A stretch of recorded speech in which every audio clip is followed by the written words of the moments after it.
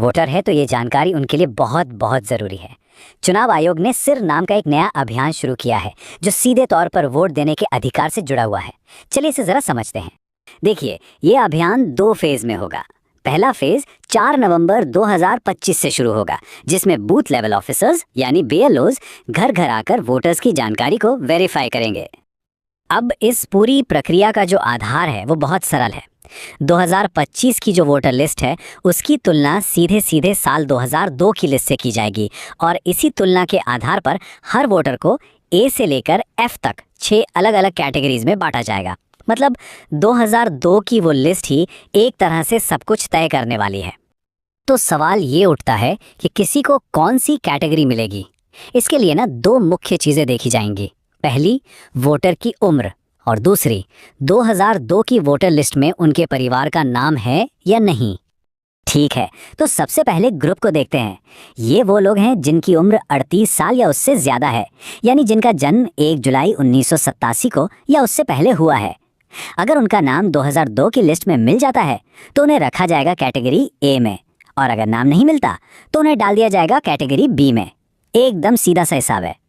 अच्छा, अब आते हैं दूसरे एज ग्रुप पर। यह है 22 से 38 साल के वोटर्स जिनका जन्म 2 जुलाई 1987 से 2 दिसंबर 2004 के बीच हुआ है। अगर इनके माता या पिता दोनों में से किसी एक का भी नाम 2002 की सूची में है तो उन्हें मिलेगी कैटेगरी C। लेकिन अगर माता पिता दोनों में से किसी का भी नाम उस लिस्ट में नहीं है तो फिर उन्हें कैटेगरी D में रखा जाएगा। और आखिर में बात करते हैं सबसे यंग वोटर्स की, यानी 18 से 21 साल के वोटर्स की। यहाँ पर नियम थोड़े और सख्त हैं। इन्हें कैटेगरी E में आने के लिए माता और पिता दोनों का नाम 2002 की लिस्ट में होना ज़रूरी है। अगर एक का भी नाम नहीं मिला तो उन्हें सीधे कैटेगरी F में डाल दिया जाएगा। तो ये जो ABCD कैटेगरीज हैं, इनका आखिर मतलब क्या है? इसका जवाब मिलता है हमें दूसरे फेज़ में।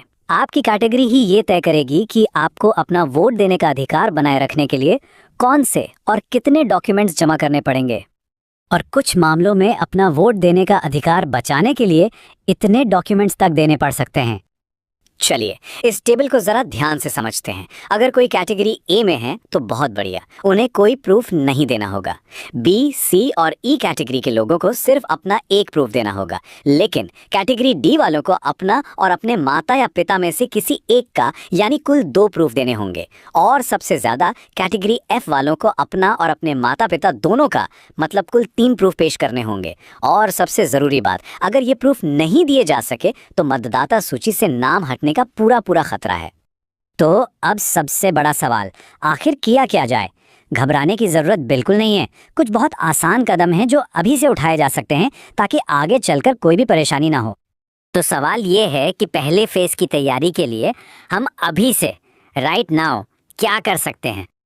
देखिए, हमारा लक्ष्य होना चाहिए कि हम सबसे आसान कैटेगरीज A, C और E में आ जाएं। इसके लिए क्या करना होगा? जिनकी उम्र 41 साल से ज़्यादा है वो 2002 की लिस्ट से अपना नाम, भाग संख्या और क्रम संख्या ढूंढकर अपने BLO को दे दें। जो 21 से 38 साल के हैं वो अपने माता या पिता में से किसी एक की 2002 की लिस्ट की जानकारी अपने BLO को दे दें। और जो 18 से 21 साल की युवा वोटर हैं वो अपने माता और पिता दोनों की 2002 की जानकारी निकालकर अपने BLO को दे दें। एक बात याद रखिए, अभी से ये थोड़ी सी मेहनत करने का फ़ायदा बहुत बड़ा है। जब पहले फेज़ में BLO वेरिफिकेशन के लिए आएंगे ना, तो उनके लिए आपको A, C या E जैसी आसान कैटेगरी में डालना बहुत सिंपल हो जाएगा और आप भविष्य की बड़ी मुश्किलों से बच जाएंगे। आखिर में ये सारी मेहनत सिर्फ किसी दस्तावेज के लिए नहीं है।